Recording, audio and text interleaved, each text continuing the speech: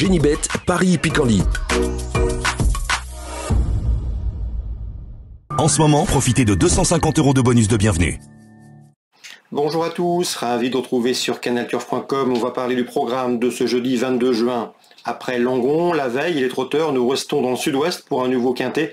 Il s'agira d'une épreuve handicap, les galopeurs en piste, sur l'hippodrome de la Teste, le prix du bassin d'Arcachon. Nous évoquerons donc ce quintet plus top 5 Génibet dans la première partie de l'émission. Et dans la deuxième, je vous communiquerai des coups de cœur pour les différentes réunions. La Teste, bien évidemment, dans la 7e course que nous avons ciblée, mais également Senon en réunion 2 et surtout pas mal d'infos concernant la réunion 3 sur l'hippodrome de Rouen-Moncanchy, puisque j'ai pu m'entretenir avec plusieurs entraîneurs y participant. D'ailleurs, vous pourrez retrouver des interviews gratuitement sur canalturf.com. Vous en avez désormais l'habitude, comme vous avez également l'habitude de liker et de partager ce programme via nos différents réseaux sociaux. Ne vous en privez surtout pas et l'on vous en remercie. Le quintet plus top 5 Génibet, comme je vous le disais, aura pour cadre l'hippodrome de la Teste, le prix du bassin d'Arcachon. Dans cette épreuve, j'ai fait confiance à un 4 ans, numéro 6, Tolévaste. Avec seulement 4 courses au compteur, il fait partie des moins expérimentés de la course et pourtant, il ne manque pas de moyens. Il avait gagné l'été dernier à Vichy et pour ses débuts dans les handicaps, il a pris une bonne deuxième place dans un quintet disputé à Paris-Longchamp. Je le pense ici capable de mettre tout le monde d'accord. C'est le numéro 6, Tolévaste. Je lui opposerai principalement le numéro 12, African Grey, qui lors de ses 5 derniers parcours a enregistré 5 podiums, dont une 3e place obtenue dans un quintet, le prix de l'île de la Cité, où il se classait donc 3e derrière qui? Eh bien derrière notre préféré Tolévaste. La ligne semble donc bonne. Le numéro 4 dans cette épreuve, on le gardera également, c'est Goldino Bello, confirmé à ce niveau, une victoire et 6 places parmi les 5 premiers pour lui en 17 quintets courus. Il a bien fini dernièrement à Longchamp sur le mile. L'allongement de distance va l'aider. C'est une belle chance. Le numéro 7, Vasimix, c'est un cheval extrêmement régulier. Il a couru 30 fois, il a terminé à 22 reprises parmi les 5 premiers. C'est un cheval qui se plaît dans ce genre de tournoi. Il est confirmé à la Teste. D'ailleurs, ses 2 dernières sorties sur le tracé proposé, 1800 mètres, se sont soldées par autant de places de 3e. On garde. On conserve également en bon rang le numéro 1, Passalito, qui devra certes rendre du poids à ses rivaux du jour, mais c'est un cheval qui compte déjà 2 places de 3e en 9 quintets courus et notamment une 3e place obtenue dans un quintet en juin.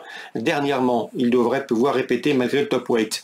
Le numéro 5, Oxiana, reste sur un échec à Saint-Cloud, mais auparavant, elle avait pris une 3e place dans un quintet à Bordeaux. Il vaut donc la reprendre, tout comme le numéro 2, Amboise, qui reste également sur un échec, mais à Paris-Longchamp.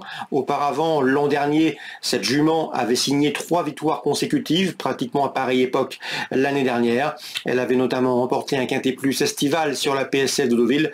À mon avis, il sera imprudent de la condamner hâtivement. Je retiendrai ensuite numéro 10, Fly d'Aspect, toujours un gambe à 8 ans. Il a couru plusieurs fois cette année et lors de ses 5 derniers parcours, il a enregistré 3 places de 3e. Le cheval est en forme, il a un bon numéro dans les stalles. Mieux vaut donc le conserver, tout moins pour une place dans le quintet. On résume tout ça en chiffres, 6, 12, 4 et 7. Devant le 1, le 5, le 2 et le 10 en canon partant. Attention au numéro 3, Gift of the G. On se retrouve maintenant pour les coups de cœur. En ce moment, profitez de 250 € de bonus de bienvenue. Voici désormais mes informations et conseils de jeu pour ce programme du jeudi 22 juin.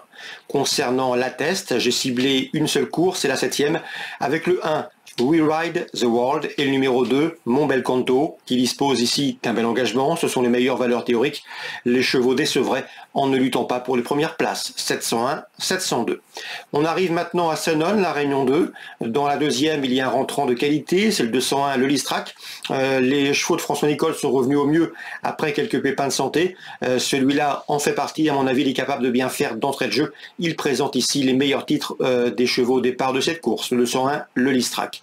Je lui poserai le numéro 2, Speed Lucky, qui reste sur 4 podiums consécutifs, obligé d'y croire. Attention également pour une cote au numéro 3, Pacos. Le cheval est en forme, l'écurie Seignou en escompte un bon comportement. 201, 202, 203.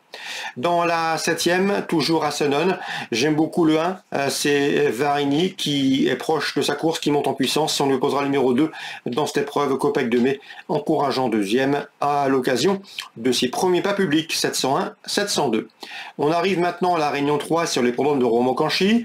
J'ai pu m'entretenir avec Sébastien Poilane, il aura 2 partants. Sa préférence va au 309, à savoir C'est interdit de boire, le cheval monte en puissance, il a été réservé pour cette saison. Il est en belle condition physique, c'est un cheval qui est assez facile à driver, son jeune partenaire le connaît. J'ai senti un Sébastien Poilane assez confiant pour un très bon résultat. À mon avis, le cheval est parfaitement capable de lutter pour la victoire. Le 309, c'est interdit de boire. Concernant cette troisième course, j'ai pu également discuter avec Antoine Barassin qui présente le 16, c'est Idalo Polo, cheval extrêmement régulier, il en escompte ici une confirmation, c'est d'ailleurs la meilleure chance de ces nombreux partants du jour. Dans cette même épreuve, attention également au protégé de Laurent David, il sera pieds nus, c'est le 15, Iroquois Dijon, qui trouve ici une belle occasion de redorer son blason. Donc dans la troisième, 3 infos, elles concernent le 9, le 15 et le 16. Dans la suivante, sachez que James Le Bouteiller présente un poulain estimé, c'est numéro 8, King of Day, un cheval qui a la pointure d'une course comme celle-ci, il devrait avoir plus de gains sur son compte en banque si l'on s'en réfère à sa qualité intrinsèque, le 408 King of Day. Dans cette épreuve, je lui adjoindrai le numéro 6 Killerman, premier, deuxième et quatrième, telle est actuellement sa carte de visite. Dans la sixième, course autrement montée, à mon avis, 2 chevaux se détachent, 2 chevaux qui sont européens. Le numéro 12, c'est JRG Wolverine qui collectionne les victoires et qui est confirmé autrement montée. Et le numéro 3, 8 clos, à mon avis, un cheval qui n'a pas les gains en rapport avec son potentiel. Donc la sixième, préférence au 12 et au 3. Voilà donc pour les infos de ce jeudi 22 juin. J'espère qu'elles vous seront bénéfiques. Nous on se retrouve demain pour un nouveau programme. Génibet, Paris Picardie. En ce moment, profitez de 250 € de bonus de bienvenue.